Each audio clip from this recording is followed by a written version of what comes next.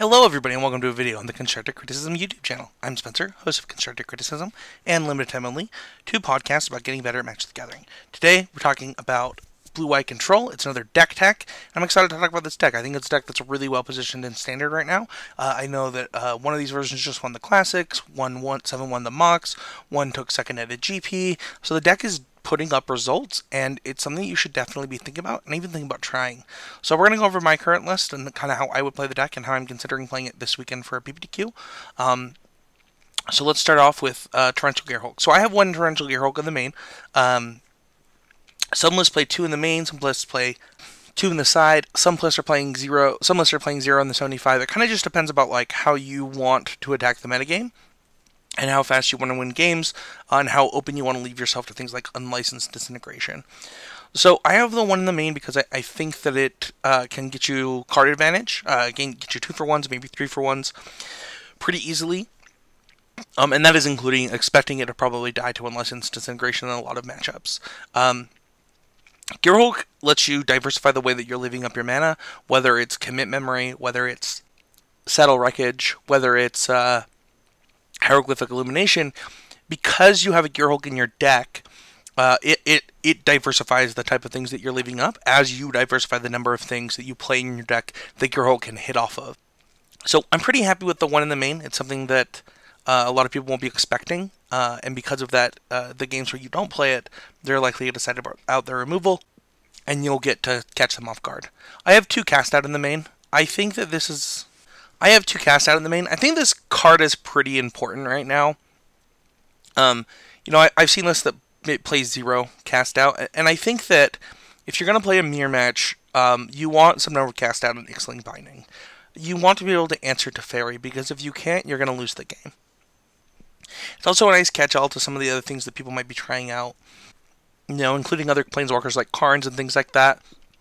And it does give you a main deck answer to Heart of Kiran, which your deck pretty much doesn't have outside of Settle the Wreckage in the main deck.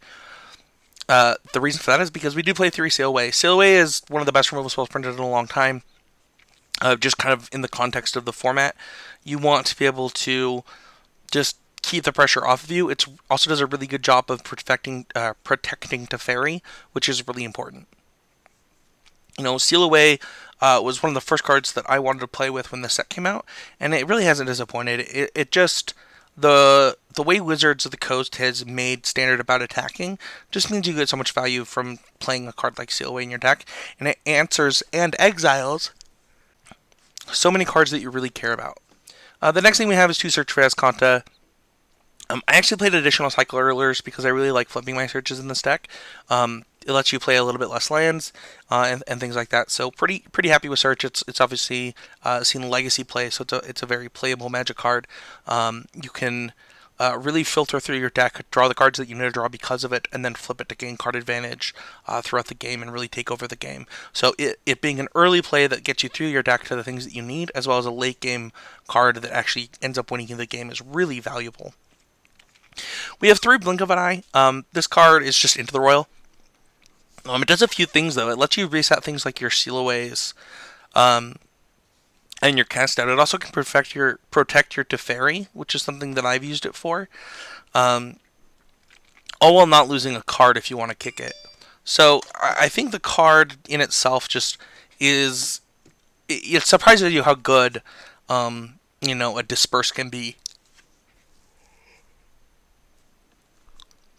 We have 1 Commit Memory. This is kind of important for the win condition for the deck. You get to exile all of your opponent's permanents, and then when you have a Teferi Ultimate, when you use the memory side of it, also allowing you to kind of reset the game in how you in your cards in your graveyard, right? So that's pretty powerful for exiling their lands and their remaining creatures while resetting the game to the point where they're going to lose a permanent every turn from your Teferi Ultimate. 4 Disallows is pretty important in this deck. You just need hard counters. This also counters, triggered abilities, which can be really important from, a Chandra Ultimate, all the way to other things that you might consider. So I think that 4 hard counters is pretty necessary. If you look at some of the approach decks, they kind of split these and played some number of some soft counters. And this deck will still play soft counters, but I think that having the hard ones is pretty important to just making sure that you get to control the game and the things that are on the stack. Speaking of hard counters, you want to be able to hard counter those creatures that are going to be pesky and that you don't want to have to deal with some of your other stuff. So you do play a couple of Essence Scanner main. I have 2 Hieroglyphic Illumination main. I think that the cycling of this card is pretty important, especially with Torrential Gearhulk in your deck, as well as just, having a couple of those turns where you're leaving up Settle the Wreckage and they play around it, and you can just be like, okay, I'm an Illumination then, and kind of punish them for playing around Settle the Wreckage. It also can dig you, 2 things like Settle and 2 things like Fumigate. So, 2 pull from tomorrow. This card has been a card that I've been trying to make happen since it came out. I think that it's super powerful. Just drawing X cards and discarding 1 is, it's just really good. With Teferi's ultimate, you can basically exile all of the important things in play, cut them down to 1 color of mana even, so really powerful ability. I think that this card plus Teferi has just really changed the way that control decks are being played today, and it's really fun. Like, if you enjoy playing true control decks, this deck is a blast. We do have 3 Settle the Wreckage. I think this card, I doubted people when they said how good this card was going to be, but, it being able to get rid of things like Bristling Hydra and things like that is really good for instant speed removal against a lot of really key cards. We talked about soft counters a little bit earlier. This deck does play 2 Syncopate. I think Syncopate's really good. It doesn't play well with Torrential Gearhulk, obviously, but it has key interactions and, exiling things that could be important later in the game. But overall, it just keeps people honest, leaving up 2 mana. One of the things about Censor is that it was really easy to play around Center because it didn't scale well with the game. You would just cycle it. This one actually just scales with the game. In a really, we've all played Clash of Wills, right? You've probably also all played Syncopate. It just does a good job of doing those things. So we have 1 Gideon and 4 Teferi. A few things. A lot of times the way the deck wins is with Gideon after Teferi's ultimated.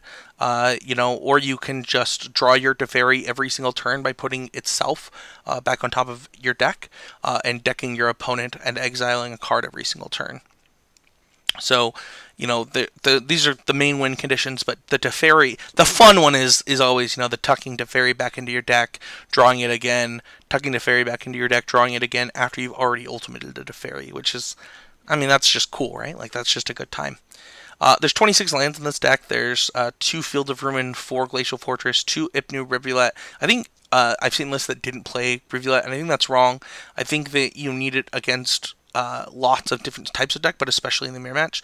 We have 4 Irrigated Farmland, 5 Island, 2 Meandering River, 1 Memorial to Genius, and 6 Plains. Just kind of evening out some stuff. You'll notice that I'm playing a Memorial to Genius over the Azcanta land. I can't remember it off the top of my head, the colorless one. This is something I'm just trying out. I don't know if it's correct. I think either the one in the Mox or the one in the Classic also was playing this, so it's something that I wanted to try out. And that's kind of it for the main deck. Let's go into the sideboard. We have 4 Regal Caracal, 4 History of Benalia, 1 Seal Away, 2 Forsake the Worldly, 3 Negate, and 1 Fumigate. You notice I have a bunch of 4-ofs. The thing that I've noticed about this format is that it's pretty, the cards that are good against multiple decks. So you look at History of Benalia and Regal Caracal. They both come in a lot of matchups. And because of that, you don't need that many other sideboard cards. And you really get to play the things you like anyway. We get our Negates, we get our Forsake the Worldlies, we get our Fumigates, and then these just come on in lots of different matchups. So that's it for this deck this week. Please leave a comment, let me know what you think. This is something that I'm almost definitely going to play this Saturday, just to get some reps in with it before the PPTQ and things like that. So thank you everybody so much for watching. Please leave a comment, please leave a like, and we'll see you guys all next week with another deck.